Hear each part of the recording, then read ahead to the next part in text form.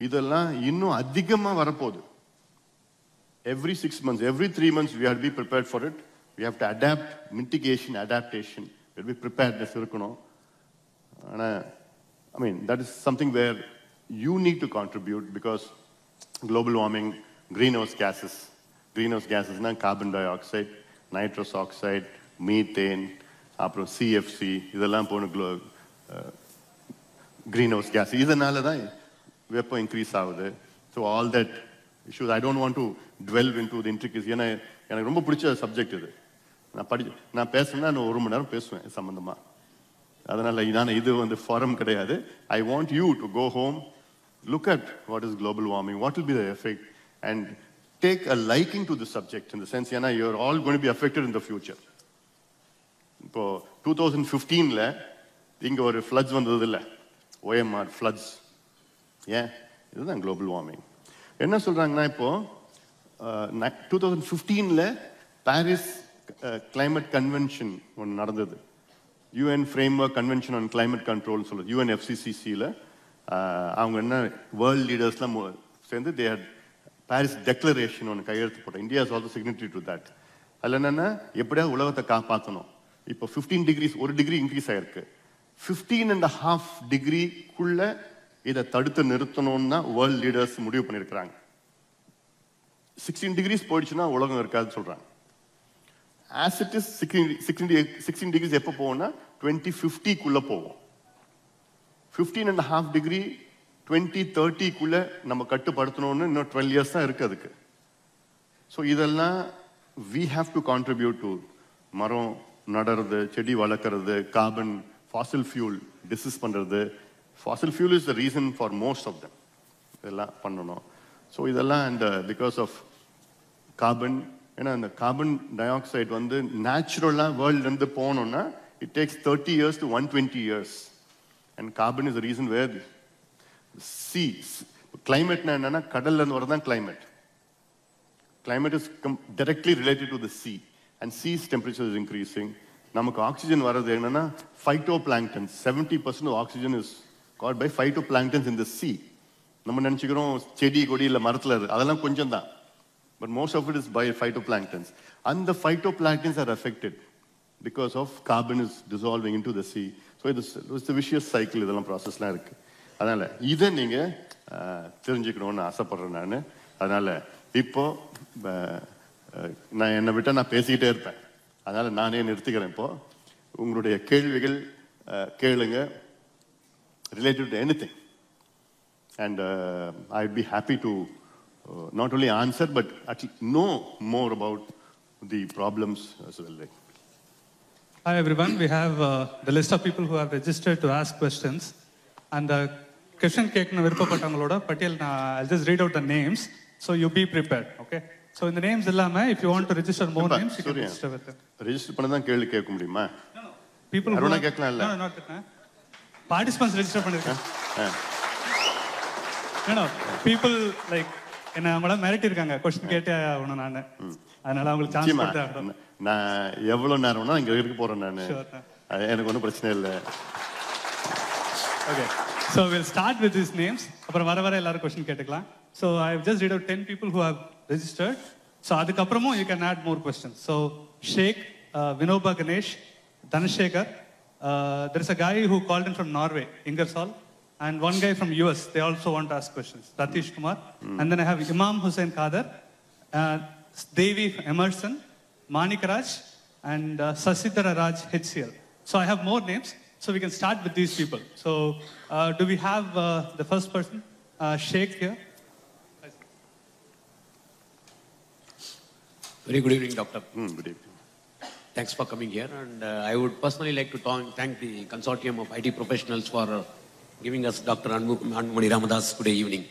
I mean, it is a very pleasant evening to have you on the dais. And the tagline is phenomenal. I mean, in today's political world, very few people actually aspire to go and say, ask me the question and make me accountable.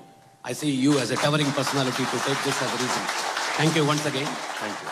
My question is, I mean, it's towards the sustainable development, blueprint or strategy. I have been following your, the campaigns that you have of late started, through a couple of my colleagues.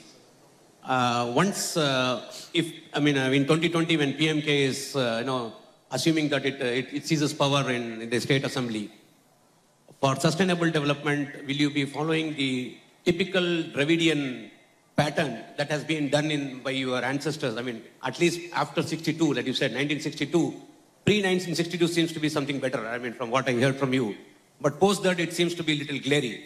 So will you be actually taking the same thing towards the sustainable development of Tamil Nadu, or you have a different plan have an altogether different plan in achieving that? So we'll be diagonally opposite to the Dravidian policies. Correct. Dravidian policies have failed. They have promised something but ended up as a failure. இப்போ இன்னைக்கு சொல்லலாம் தமிழ்நாடு ஓரளவுக்கு முன்னேறி இருக்குதே, failure எப்படி சொல்லலாம்னு சொல்லிட்டு. அவங்க சொல்றது பீகார்ல இன்னைக்கு தமிழ்நாடு பீகாரோட நல்லா இருக்கு, தமிழ்நாடு உத்தரப்பிரதேஷோட நல்லா இருக்கு. என்னுடைய ஆசை தமிழ்நாடு சிங்கப்பூரோட நல்லா இருக்குன்னு சொல்லணும். So I want Tamil Nadu to be compared with those countries who have developed. So ஒரு உதாரணம், 15-20 years back, ஆந்திராவிலையும் it was unified Andhra. படிப்புக்கு எல்லாம் இங்கே தான் படிச்சாங்க, வேலை வாய்ப்பு இங்கே தான் வந்தாங்க, உடம்பு சரியில்லைன்னா இங்கே தான் வைத்தியம் பார்த்துட்டாங்க, தொழில் எல்லாம் இங்கே தான் பண்ணாங்க, சினிமா எடுக்கணும் இங்கே தான் சினிமா எடுத்தாங்க. ஆனால் இன்னைக்கு நம்ம ஹைதராபாத் போகிறோம், தொழிலுக்கு போயிட்டு இருக்கோம், சினிமாவுக்கு போகிறோம், அங்கே அவ்வளோ பெரிய ஸ்டுடியோ வச்சிருக்கிறாங்க, வேலைக்கு அங்கே தான் போயிட்டு இருக்கோம், எல்லாம் so it is been that. அப்போ என்ன டெவலப்மெண்ட், என்ன க்ரோத் இருக்கு? Definitely Dravidian policies have failed miserably. ஏன்னா அவங்களுடைய இன்டென்ஷன் பார்த்தீங்கன்னா, Dravidian policies-னா அவங்க ப்ரையாரிட்டிஸ் ஹஸ் பீன் எலெக்ஷன்ஸ். அடுத்த எலெக்ஷன் எப்படியா ஜெயிச்சிடணும், அதுக்கு என்ன செய்யணும்னு இருக்கு. எங்களுடைய ப்ரையாரிட்டிஸ் அடுத்த ஜென்ரேஷன் எப்படி இருக்கணும், தட் இஸ் ஆர் ப்ரையாரிட்டிஸ். அவங்களுக்கு என்ன செய்யணும்னா இருக்கு தவிர, நான் சொன்னது health, education, agriculture, industry, employment, administration, இதில் we are going to focus on. அவங்க Dravidian parties policies-னா இது they have failed to invest anything in this. There's lots of examples which I could reload, but we'll, as it goes on, I can tell you.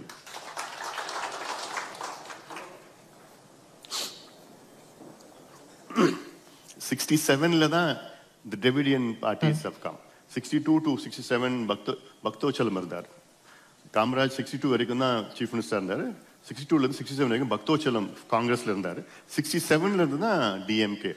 அண்ணா 2 வருஷம் இருந்தார், 67 69 வரைக்கும். அப்போ நல்லா பண்ணார், அண்ணா இருக்கிற வரைக்கும் நல்லா பண்ணியிருந்தார். அப்புறம் இறந்துட்டார், 69ல் இறந்துட்டார். அப்புறம் கலைஞர் வந்தார், அதுல இருந்து ஆரம்பிச்சது. Hello sir, thank you for knowledge sharing. Thank you. Sir, my question is directly political related. உங்களோட ஸ்பீச்சஸ் ரெகுலராக பார்க்குறேன் நான். ரீசெண்டாக ஒரு ஸ்பீச்சில் நீங்கள் சொல்லியிருந்தீங்க, எம்ஜிஆர் நிறைய ஊழல்வாதிகளை உருவாக்கியுள்ளார் அப்படின்னு சொல்லியிருக்கீங்க. So what you mean by that? சரி, நான் அது எப்படின்னா, நான் இப்போ சொன்னேன் இல்லைங்களா, கரெக்டாக அந்த கேள்வி வருதாங்க. 69ல் கலைஞர் வர்றாரு, ஆட்சிக்கு வர்றாரு. அப்போ நிறைய கரப்ஷன் ஸ்டார்டட். அப்போ சயின்டிஃபிக் கரப்ஷன் ஒன்று கான்செப்ட் இருக்கு. அந்த சயின்டிஃபிக் கரப்ஷன் வார்த்தை கண்டுபிடிச்சது டிஎம்கே. ஏன்னா அதுக்கு முன்னாடி அந்த வார்த்தை எனக்கு தெரியாது. ஏன்னா Sarkaria commission, Sarkaria was a former Punjab chief justice, retired. அவர் சரி கரப்ஷன் கண்டுபிடிக்கிறதுக்காக எப்படியோ ஒரு கமிஷன் வச்சாங்க. அவரும் தேடி பார்த்தார், தப்பு நடந்திருக்குது, ஆனா எப்படி நடந்திருக்குன்னு தெரியல. அப்படி அவரும் எவ்வளவு அலசி பார்த்தாரு, ஆனா கண்டுபிடிக்க முடியல. ஆனா தப்பு நடந்ததுன்னு தெரிஞ்சு போச்சு. So that then it on scientific corruption. அப்போ எம்ஜிஆர் என்ன பண்ணாரு, சரி இவங்க கரப்ஷன் பண்ணாங்க, in good intention. MGR he came out of the party, கட்சி ஒன்று ஆரம்பிச்சாரு. என்னன்னா அவரு கரப்டடு, ஸோ நான் நான் கரப்டட் பார்ட்டின்னு ஆரம்பிச்சு மக்களுக்காக நான் பண்ணணும்னு நல்ல இன்டென்ஷனோட தான் வந்தார். ஆனா அதுக்கப்புறம் என்னாச்சுன்னா அவரும் கிட்ட ஒரு 13 வருஷம் ஆட்சி பண்ணிட்டு போயிட்டார். பண்ணதுக்கு பிறகு அதுக்கப்புறம் பார்த்தா ஜெயலலிதா, அப்புறம் சசிகலா, அப்புறம் ஓபிஎஸ், அப்புறம் இபிஎஸ், இவங்கெல்லாம் வந்து பார்த்தோன்னே இவங்களால thousands of corrupt people have been formed. So அப்போ எம்ஜிஆர் உடைய கட்சி ஆரம்பிச்ச இன்டென்ஷனே it was been defeated. MGR கூட நல்ல நேர்மையானவங்க இருந்தாங்க, இன்னும் சில பேர் இருந்திருக்காங்க. பட் அந்த intention is defeated, purpose was defeated. அல்ல ஒரு கரப்ட் தலைவர் அவரை எதிர்த்து வந்த எம்ஜிஆர் இன்னைக்கு இப்ப இருக்கிற சூழல்ல பாத்தீங்கன்னா அந்த இபிஎஸ், ஓபிஎஸ், ஜெயலலிதா, அந்த சசிகலா அவங்க குரூப் எல்லாம் கொள்ளடிச்சு so lakhs of corrupt people அவர் வந்து உருவாக்கிட்டு போனாருன்னு நான் சொன்னேன் நான். அவர் பட் அது நல்ல எம்ஜிஆர் ரசிகர்கள் அவ்வளோ பேர் இருக்காங்க, இன்னைக்கு நேர்மையானவங்க இருக்கிறாங்க. But within this other side of the coin அடுத்தது எங்கப்பா. Thanks for your time. We remember, definitely a party for two major things. One for tobacco ban and the other one is for liquor ban. We really thank for that. And my question is related to the IT industry. Last time, the disaster, 1 week we are not able to operate. Almost many companies moved out of OMR and now people are not showing interest on OMR. Many buildings are vacant. So I thought I can understand from you how we can come over from this. Yes. It's a good thing. Thank you. In the disaster, in the OMR, Pallikaranai மார்ஷ்லேண்ட்ஸ்ன்னு இருக்கு, பள்ளிக்கரணை சதுப்பு நிலம். ஒரு 40 years back வரைக்கும் இந்த பள்ளிக்கரணை சதுப்பு நிலம் மார்ஷ்லேண்ட்ஸ் வந்து 5,500 ஹெக்டேர்ஸாக இருந்தது. 5,500 ஹெக்டேர்ஸ்னா இட்ஸ் அபவுட் approximately 12,000 acres இருந்தது. சென்னை, தாம்பரம், பல்லாவரம் இந்த ஏரியாவில் படப்பையில் எவ்வளோ வெள்ளம் வந்தால் எவ்வளோ தண்ணி வந்தாலும் இது இழுத்துக்கும் உள்ள. இது வந்து வடிகாலா, ட்ரைனேஜா, இது வந்து it was a buffer between all that. இன்னைக்கு 5,500 hectares has been reduced to 500 hectares. அவ்வளோதான். இன்னைக்கு 500 hectares தான் எனக்கு மார்ஷ்லேண்டில் இருக்கு, மற்ற எல்லாமே has been encroached.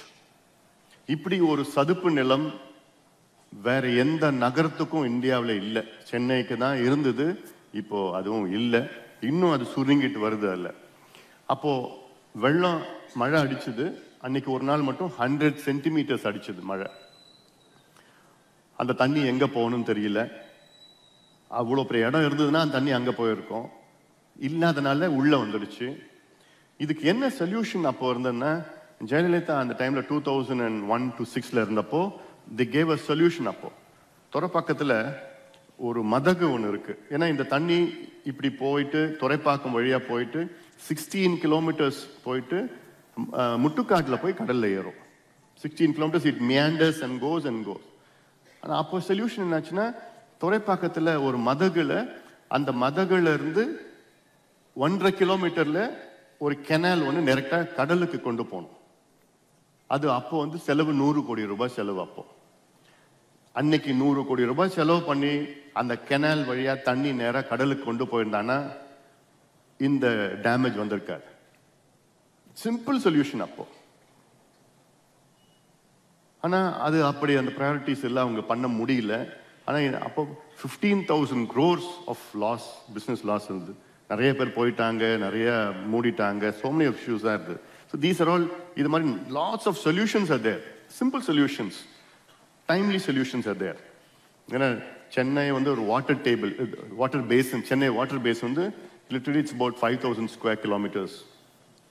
திருவள்ளூர்ல அந்த பக்கத்துல, இந்த பக்கம் செங்கல்பட்டுல, காஞ்சிபுரம், இதெல்லாம் அங்க இருக்கிற தண்ணி எல்லாம் பெஞ்சுனா இங்க தான் வரும். சென்னைக்கு வந்து 3 ஆறுகள், அடையார் ஆறு, கொசஸ்தலை ஆறு, கூவம் ஆறு, இது இல்லாம பள்ளிக்கரணை சதுப்பு நிலம், 4 வாட்டர் பாடிஸ், மீன் 3 ரிவர்ஸ், ஒரு வாட்டர் பாடி. இதெல்லாம் வேற எங்கேயுமே இருக்காது. ஆனா we have that, but we have destroyed everything. இதுக்கு நான் திராவிட கட்சியினுடைய அவங்களுடைய பெருமைகள் இதெல்லாம் மூடி மறைச்சு கிரிச்சு கூவத்தை சாக்கடையா மாத்தி சதுப்பு நிலத்தை அடிச்சு முடிச்சு there were nearly about 300 lakes around Chennai. அந்த லேக்ஸ் எல்லாம் மூடிட்டு வீடு கட்டிட்டாங்க. அவங்களுக்கு தெரியல அந்த லேக்ஸோட இம்பார்ட்டன்ஸ் தெரியல அவங்களுக்கு. அதனால இதெல்லாம் வீடு மட்டும் இல்லை, இப்போ வள்ளுவர் கோட்டம் ஏரியில தான் கட்டியிருக்காங்க. முகப்பேர் ஏரி திட்டம், அது பேரு முகப்பேர் ஏரி திட்டம்.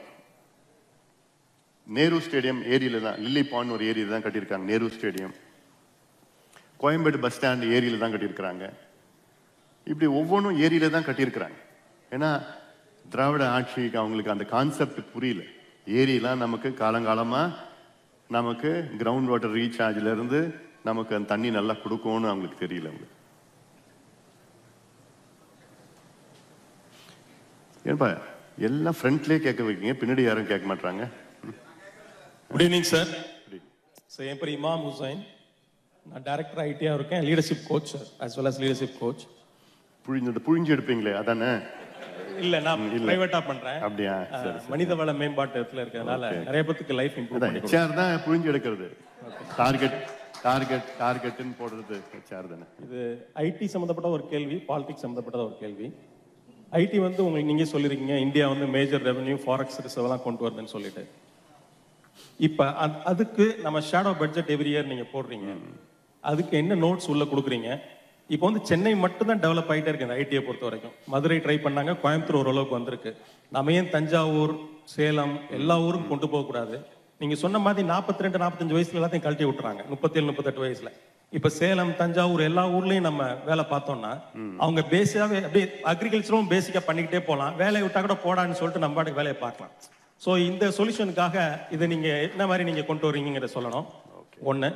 ரெண்டாவது வந்து இப்போ பொதுவா அரசியல்ல வந்து எங்களை SC ST பட்டியல இருந்து எடுத்துருங்க அப்படின்னு சொல்லி பேசிட்டு இருக்காங்க. உங்களுக்கு நல்லா தெரியும், நிறைய பேர் களத்துல இருக்காங்க. அதே போல இஸ்லாமியர்களுக்கு எல்லா கட்சியிலும் தனியா சிறுபான்மையர் அணின்னு ஒண்ணு வச்சிருக்காங்க. என்ன பொறுத்த வரைக்கும் அவங்களையும் பொது அரசியல் மேடையில உலாவிடணுங்கிறது எனக்கு கருத்து. ஸோ உங்க கருத்தையும் கேட்க விரும்புகிறேன். தேங்க்யூ. இந்த ஃபர்ஸ்ட் கொஸ்டின்ல வந்து எஸ், இப்போ general industries, IT industries is part of that. General இண்டஸ்ட்ரீஸ்ன்னு பார்த்தீங்கன்னா தமிழ்நாட்டில் சென்னையில் 100 கிலோமீட்டர் பரப்பளவில் தான் 60% ஆஃப் தமிழ்நாடு இண்டஸ்ட்ரீஸ் இருக்கு. 15% ஆஃப் இண்டஸ்ட்ரி கோயம்புத்தூர்ல இருக்கு. So this comes to 75%. மீதி இருக்கிற 25% தான் தமிழ்நாட்டில் இருக்க மற்ற பகுதியில் இருக்கு. அண்ட் சவுத்தில் தான் ஒன்றுமே இல்லை. Plan IT, Madurai IT corridor, Krishnagiri IT corridor, இப்படிலாம் காரிடர் தான் இருக்கு, ஆனால் ஒன்றுமே இல்லை அங்கே. ஸோ இதை வந்து we have to spread out the industries. இதுக்கு என்ன செய்யலாம்னா யூகேல there's one concept called regional economic commissionerate இருக்கு. Tamil Nadu should be divided into 5 zones: north, south, east, west, central.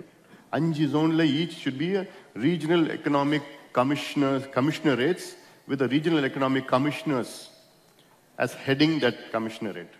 In the commissioners உடைய status என்னன்னா there should be a chief secretary cadre. IAS chief secretary நிறைய பேர் இருக்காங்க. அவங்களுக்கு ஒவ்வொரு ஜோனுக்கும் போட்டுட்டு அவங்களுடைய முக்கியமான வேலைனா இன்வெஸ்ட்மெண்ட் தான். They can go, they'll be given a blank check. உலகத்துல எங்க வேணா போங்க, bring back investment in anything, in IT or any sector, in agri based investment, அந்த லோக்கல் ஏரியால என்ன கிடைக்குதோ.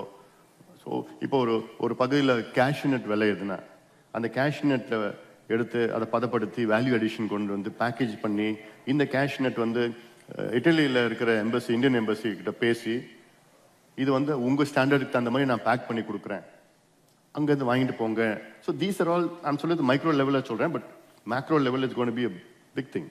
பண்ணணும் target based and incentive based இதெல்லாம் போட்டு பண்ணணும். இது ஒன் பார்ட். இப்போ தான் ஐடி எல்லாம் வீட்டிலேருந்து வேலை செய்யலாம். You need not be office போய் பண்ணணும்னு ஒன்றுமே கிடையாது. இது விமனுக்கு நிறைய ஒரு it's been a big boon for women. Say in sense வீட்டிலேருந்து you can start that. And நீங்கள் சொல்கிற மாதிரி இந்த second tier and third tier towns this will be நல்லாவே இருக்கும். அண்ட் என்னுடைய concept is reverse migration. That is the one of our PMK's ஒரு பெரிய டார்கெட் நாங்கள் வச்சிருக்கிறோம். Reverse migration. இப்போ வந்து மைக்ரேஷன் தான் நம்ம பார்க்குறோம். ஏன் மைக்ரேஷன் பார்க்குறோம்? வேலை இல்லை, ஊரில் இல்லை, வேலை இல்லை, விவசாயம் இல்லை, தண்ணி இல்லை, குடிக்கிறது எதுவுமே கிடையாது, விளைச்சலும் கிடையாது. அதனால எல்லாம் என்ன பண்ணுறாங்க, எல்லாம் சென்னை நோக்கியோ சிட்டிஸை நோக்கி வந்துடுறாங்க. அதில் நம்ம பெருமையாக சொல்கிறோம், urbanised Tamil Nadu is most urbanised state பெருமையாக சொல்லிக்கிறோம். என்னை பொறுத்த வரைக்கும் அது வந்து ஒரு பெருமை இல்லை, அது வந்து growth கிடையாது. ஏன்னா கிராமத்தில் வேலை இல்லாமல் இங்கே வந்து பிளாட்ஃபார்மில் படுத்துட்டு கல் உடைக்கிறான், கூலி வேலை பண்ணுறான், கொத்தனார் வேலை பண்ணிட்டு இருக்கான், வேலை இல்லை. அங்கே நிலத்தை வச்சுக்கிட்டோம், ஆனால் இங்கே வந்து கூலியாக வேலை செஞ்சுட்டு இருக்கான்.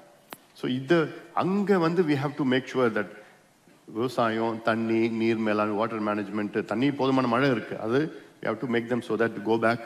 நீங்கள் சொல்கிற மாதிரி படித்த பசங்க எவ்வளோ பேர் இருக்கு, ஒரு வருஷமும் 2 லட்சம் பேர் வராங்க, இன்ஜினியர்ஸ் மட்டும் வராங்கன்னா, such a huge manpower, such a huge human resources we have. ஆனால் we are wasting all that. அந்த 2 லட்சம் engineering graduatesக்கு எத்தனை பேர் திரும்ப வேலை கிடைக்குது? 15%. ஸோ 2 லட்சம் பேர் ஃப்ரெஷ்ஷாக வரான், மொத்தத்தில் அவனுக்கு மொத்தத்தில் ஒரு 20 to 30,000 of them get employment. மற்றவங்களாம் என்ன பண்ணுவாங்க? இதெல்லாம் வந்து entrepreneurs could be, and either we have to do that. Like that is the first part. Second part, இப்போ இஸ்லாமியர்கள் சொல்லியிருக்கீங்க, it depends on individuals concept. இப்போ தேவேந்தர் இருக்காங்க சவுத்தில், தேவேந்தர்கள் அவங்களுக்கு வந்து நாங்கள் இந்த லிஸ்ட்லேருந்து வெளியில் வரணும்னு ஒரு சில பேர், நிறைய பேருக்கு வேண்டான்னு இருக்கு. there's differences amongst them, அவங்களுக்குள்ளே டிஃப்ரென்ஸ்லாம் இருக்கு. பட் என்னுடைய கான்செப்ட் என்னன்னா, பின்தங்கிய மக்கள், தாழ்த்தப்பட்ட சமுதாயம்லாம் காலங்காலமாக அவங்க அடக்கப்பட்டு ஒடுக்கப்பட்டிருக்கிற மக்கள். இது this has not happened just ஒரு 100 வருஷம் 200 வருஷம் இல்லை, 1000 ஆண்டு காலமாக மக்கள் ஒட்டுமொத்தமாக ஒடுக்கப்பட்டு அடிமைகளாக அவங்க இருந்திருக்காங்க. அதனால சோஷியல் ஈக்விட்டி, சோஷியல் ஜஸ்டிஸ்னா ஒட்டுமொத்தமாக அவங்க முன்னுக்கு வரணும். அதுதான் ஒரே வழி. பீஸ் மீலா அவங்கெல்லாம் அப்படி வந்தாங்கன்னா it won't happen that way. So that is my concept, my policy. And there is an overseas caller, நார்வேலேருந்து ஒருத்தர் ரொம்ப நேரமா கேட்டுட்டு இருக்காரு. So we'll play the video on screen. So video play பண்ணுங்களேன்.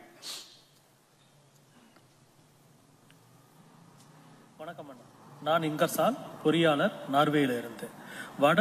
வட மாநிலத்திலிருந்து தமிழகத்துக்கு குடியேற்றம் மிக அதிக அளவில் நடந்து வருகிறது.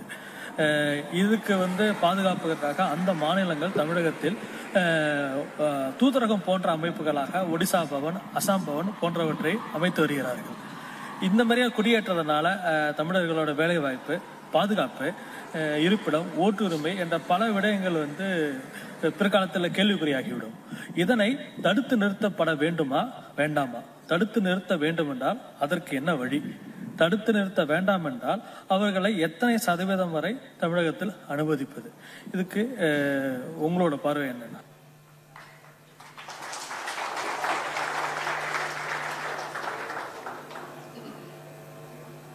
அதாவது இப்போ இந்தியாவில் எங்க வேணா யார் வேணா போய் வேலை செய்யலாம், யாரையும் தடுக்க முடியாது. இதில் there are a couple of issues in this. ஒன்று, இப்போ இருக்கிற அரசாங்கம் அரசு துறைகள், நான் சொல்றது ரயில்வேஸ்லையோ, போஸ்டல் டிபார்ட்மெண்ட், ஷிப்பிங்கில், அல்லாட்டி ஆயில் கம்பெனிஸில், இப்படி இருக்கிற பெட்ரோகெமிக்கல் இண்டஸ்ட்ரீஸ், இதில் பார்த்தீங்கன்னா அரசாங்கம், சென்ட்ரல் கவர்மெண்ட், என்எல்சி நிறுவனம், இதெல்லாம் பார்த்தீங்கன்னா 90% of the people who have been employed are from the north. இது this has been targeted பண்றாங்க. இது சும்மா நான் சொல்லலை, நான் I'm a responsible member of parliament. சும்மா நான் சொல்ல மாட்டேன், ப்ரூஃப் இல்லாமல் நான் பண்ண மாட்டேன். இது they are trying to do it ஒரு டிஃப்ரெண்டான ஒரு கான்செப்ட் போட்டு, இன்சூரன்ஸ் செக்டர், பேங்கிங்கில், இதெல்லாம் ஒரு இன்டென்ஷனோட இன்டென்ஷனலி தே டூ இது பண்ணுறாங்கல்ல. ரயில்வே சொல்லிட்டு ரயில்வேலேருந்து எல்லாமே. So it is intended to do that பண்ணுறாங்க. இது நிச்சயமாக தப்பு இதில், நிச்சயமாக தப்பு இதில். This is one part of it. Like second part depends on the jobs. There are some jobs where சில இண்டஸ்ட்ரீஸ் நான் பேசினேன், ஃபிக்கி கிட்ட பேசினேன். ஃபிக்கி என்ன சொல்கிறாங்க, சார் நாங்கள் ஜாப்ஸ் கொடுக்குறோம், ஆனால் இங்கே தமிழ்நாட்டில் இருக்கிறவங்க எடுத்துக்க மாட்டுறாங்க, அவங்களால அங்கே ஈடு கொடுக்க முடியல, எங்களுக்கு வேண்டாம், ஏன்னா எங்களுக்கு வந்து 30 கிலோ அரிசி கிடைக்குது, ஃப்ரீயாக கிடைக்குது, அப்புறம் கேஸ் கிரைண்டர் கிடைக்குது, மிக்சி கிடைக்குது, பருப்பு கிடைக்குது, எல்லாமே ஃப்ரீயாக கிடைக்குது, எதுக்கு நாங்கள் வேலை செய்யணும்னு சொல்கிறாங்க. அதனால நாங்கள் வந்து ஒரிசாலேருந்து, பீகார்லேருந்து, சத்தீஸ்கர்லேருந்து எடுத்துகிட்டு வந்து நாங்கள் பண்ணுறோம். ஏன்னா இங்கே வேலை செய்ய மாட்டுறாங்க, நாங்கள் வழி இல்லைன்னு. That's one part of job. It depends on the job. அது வேற ஒரு இருக்கா இல்லை. இது இல்லாமல் இப்போ இன்னொரு எக்ஸாம்பிள் நான் சொல்கிறேன். பிஜியில் எம்பிபிஎஸ், ஐ மீன் மெடிக்கல் போஸ்ட் கிராஜுவேஷனில் சூப்பர் ஸ்பெஷாலிட்டின்னு ஒன்று இருக்குது. சூப்பர் ஸ்பெஷாலிட்டிலாம் எம்டி விட, எம்டிக்கு மேலே டிஎம் இல்லை எம்எஸ்க்கு மேலே எம்சிஹெச்னு சொல்லுது. எம்சிஹெச் கார்டியாலஜி, எம்சிஹெச் யூராலஜி, அப்படி எம்சிஹெச் இருக்கு. இதில் என்ன நடந்ததுன்னா, இந்தியாவிலே அதிகமாக சூப்பர் ஸ்பெஷாலிட்டி சீட்ஸ் வந்து தமிழ்நாட்டில் தான் இருக்கு. ஆனால் இப்போ என்ன பண்ணிட்டாங்கன்னா, இந்த தமிழ்நாடு சீட்ஸ் எல்லாமே எடுத்துட்டு சென்ட்ரல் கவர்மெண்ட் கவுன்சிலிங் சொல்லிட்டாங்க. அவங்க தான் எக்ஸாம் கண்டக்ட் பண்ணி அவங்க தான் கவுன்சிலிங் பண்ணிட்டாங்க. இப்போ அதனால என்ன நடக்குதுன்னா, எக்ஸாம்பிள் எம்சிஹெச் கார்டியாலஜினா பீடியாட்ரிக் கார்டியாலஜின்னு இருக்கு, தனியாக மற்ற ஜெனரல் கார்டியாலஜின்னு இருக்கு. பீடியாட்ரிக் கார்டியாலஜினா குழந்தைங்களுக்கு ஹார்ட் ஆப்ரேஷன் பண்ற சர்ஜன்ஸ். இவங்க இவ்வளோ காலமாக தமிழ்நாட்டில் ஹாஸ்பிட்டலில் தமிழ்நாட்டை சார்ந்தவங்க தான் அங்கே படித்து தமிழ்நாட்டில் இருக்கிற ஜிஹெச்லேயும் கவர்மெண்ட் ஹாஸ்பிட்டல் வேலை செஞ்சுட்டு இருந்தாங்க. இப்போ என்னன்னா, நார்த்தில் பீகார்லேயோ ஒரிசாவிலையோ வெஸ்ட் பெங்கால்லையோ யூபியிலேருந்து வந்து அவங்க அந்த படிப்பு படிச்சுட்டு திருப்பி அவங்க ஊருக்கு போகிறாங்க. அப்போ என்ன ஆகுன்னா, இன்னொரு 5 இயர்ஸில் நம்ம ஊர் ஹாஸ்பிட்டல்ஸில் பீடியாட்ரிக் கார்டியாலஜிஸ்ட் இருக்க மாட்டாங்க, கார்டியாலஜிஸ்ட் இருக்க போகிறதில்ல, யூராலஜிஸ்ட் இருக்க போகிறதில்ல. இப்போ தெரியாது, 5 வருஷத்தில் 7 வருஷத்துல தெரிய போகுது. we are going to face a crunch of it. So இந்த வந்து பாலிசிஸ் ஆர் டிஃப்ரெண்ட். ஏன்னா ஸ்டேட்ஸ் பாலிசி, நம்ம ஸ்டேட்டு நம்ம மம்மனி நம்ம காசு போட்டிருக்கோம், நம்ம டெவலப் பண்ணிட்டு இருக்கோம். See, some of you may think that என்னடா இவன் இப்படி பேசுறான்னு நினைச்சுக்காது. But this is the truth. This is going to happen. இந்த பிரச்சனை வரப்போகுது அதெல்லாம். So these are different types of employment இங்கே இருக்கு. இங்கே நம்ம பிள்ளைங்களுக்கு வேலை இல்லை, ப்ரையாரிட்டி ஷுட் பி கிவன். இப்போ சிபிசிஎல் இருக்கு, சென்னை பெட்ரோ கெமிக்கல் இருக்கு. அதில் பார்த்தீங்கன்னா அந்த மாதிரி கான்செப்ட் இல்லை. யூஸ்வலான சென்ட்ரல் கவர்மெண்ட்டில் பார்த்தீங்கன்னா 30 to 50% ஆஃப் தி கிளாஸ், நான் சொல்றது class 3 and 4, that is class C and D, A and B officers level, C and D வந்து அடுத்த லெவல். அதெல்லாம் வந்து யூஸ்வலி அந்த ஸ்டேட்டில் உள்ளவங்களுக்கு தான் எம்ப்ளாய்மெண்ட் கொடுக்கணும். That's a norm. இப்போ அதெல்லாம் கிளாஸ் சி அண்ட் டிலெல்லாம் எல்லாத்தையும் எடுத்துட்டாங்க. எதுவுமே ப்ரையாரிட்டி தமிழ்நாட்டுக்கு ப்ரையாரிட்டியே இல்லை. So this is something which is going to create a huge problem. So warm welcome, sir. Good evening. I'm biggest fan of your constructive politics, sir. It's an bottom of my heart. Thank I'm you. saying, sir, I just want to highlight one thing. That is a request, or it might be an obligation, Yes. sir. That's the first thing. And second, I'm going to ask questions. The first request is like I have around 10 years of IT experience. Sir. I'm a mother actually. So what you said was 100% correct. Like scanner, printer, computer only they're treating us. Like எப்படின்னா என் குழந்தைக்கு வந்து she got infected with dengue once we traveled to on-site to Malaysia. So only 5 days holiday, like leave they have granted for us. So immediately once she got like recovered and leave கிடைக்கல. So immediately clients வந்தாங்க. So I have to go and report back. So work hours பார்த்தீங்கன்னா it will be after 7:30 because we have to work in their time. So you can understand the situation. So work-life balance இல்லாததுனால I left my job. So around 1 year, I was a couple of times I got spot award and best employee everything. But because work-life balance இல்லாததுனால I lost my job. So நீங்க 2021ல நீங்க தான் வருவீங்க கண்டிப்பா. So Thank you. so this is This is not for a class or something, I'm just highlighting. Bottom of my heart, I'm saying. இங்கே நிறைய mothers இருப்பாங்க, ஐடியில் ஒர்க் பண்ணுற மதர்ஸ் கண்டிப்பாக இருப்பாங்க. ஸோ அவங்களுக்கு இது வந்து நீங்கள் வந்தீங்கன்னா ஜஸ்ட் கன்சிடர் பண்ணுங்க. ஸோ லைக் டைமிங் வந்து ஸ்டெபிலைஸ் பண்ணுறது, பிகாஸ் இப்போ அஜைல்னு ஒரு ப்ராசஸ் வந்திருக்கு. அதில் 7:30க்கு மேலே தான் நாங்கள் கால்ஸில் இருக்கணும். So after 7:30 only we have to sit in the call. So என்னால என் குழந்தைய பார்த்துக்க முடியல. அது கொஞ்சம் ஸ்டெபிலைஸ் பண்ணீங்கன்னா it will be like next generation நீங்க சேவ் பண்ண மாதிரி இருக்கும். Second, my question is like உங்களோட manifestos எல்லாமே நான் படிச்சிருக்கேன் sir. 2016 I have downloaded in my என்னோட ஆண்ட்ராய்ட் டிவைஸ்ல டவுன்லோட் பண்ணி வச்சிருக்கேன். ஸோ அதில் வந்து நீங்கள் இன்ஃபர்மேஷன் டெக்னாலஜி செக்ஷன் கீழே 118ல் நீங்கள் கொடுத்துருந்தீங்க, லே ஆஃப் ஆன எம்ப்ளாயீஸ்க்கு you are going to have a separate cell under IT ministry. So could you kindly elaborate how it is going to function? Because many of my friends, having 15 years experience, 18 years experience, are literally laid off. And அன்னைக்கே பார்த்தீங்கன்னா they'll take the ID card and access card, everything. So it's like prior announcements-லாம் இல்லாமல் அன்னைக்கே வந்து lay off பண்ணுற situations பார்த்துருக்கோம். Because they'll be completely locked with personal loans and all the, I believe the people can understand the situation. So housing loans. So அந்த மாதிரி பீப்புளுக்கு lay off ஆனவங்களுக்கு இல்லை ஃபியூச்சரில் இந்த மாதிரி நடக்காமல் இருக்கிறதுக்கு அந்த செப்பரேட் செல் நீங்கள் சொல்லியிருக்கீங்களா sir? So could you kindly elaborate how it is going to function? So what is a protocol, how we have to approach? Thank you ma'am. நான் சொல்லிக்கிற மாதிரி lay of in the sense இப்போ மற்ற ஸ்டேட்லலாம் they have been very proactive against lay offs. இப்போ சந்திரபாபு நாயுடு வந்து இப்போ ஒரு இன்ஃபோசிஸ்லையோ யாராவது ஒரு எங்கே கம்பெனியில் திஸ் லே ஆஃப் சிங் 10% லே ஆஃப் 15% லே ஆஃப் கம்பல்சரினா they go talk to the industry and they talk to them and then say that since we give you facilities, we give you concessions, we give you tax concession, we give you water, எல்லாமே கொடுத்து நம்ம பண்ணுறோம், so இது வந்து you have to avoid that ன்னு சொல்லிட்டு they அந்த மாதிரி that is, see, if the government is proactive, layoffs இருக்காது.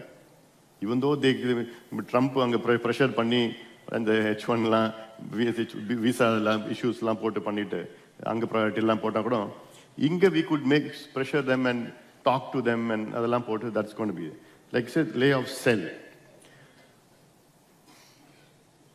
In general வந்து இப்போ unemployed graduates இருக்கிறாங்க, மற்ற some of the countries they give a dole for them till such time they are employed. இப்போ lay off செல்ல வந்து it will be a very proactive cell in the sense some of them can be taken up for government works, அதாவது on a contract basis, not an employee, not as a government employee but as a contract basis லாம், and sometimes more for agri related works like where you ஒரு சஃபல் மார்க்கெட்னு இருக்கு, ஒன்று பெங்களூரில் ஒன்று இருக்குது, இன்னொன்று நாட்டில் ஒன்று இருக்குது. அண்ட் சஃபல் மார்க்கெட் வந்து this is more to do with the agri products online and this is hugely beneficial for the farmers. And அவங்களுக்கு tutor them over regional how to go about, எப்படி can see them. This is just a one-time concept like. So there's something where this is basic planning, but the concept is there. அது எப்படி நம்ம பண்ண போறோம், then we have to have experts and we can try to work it out.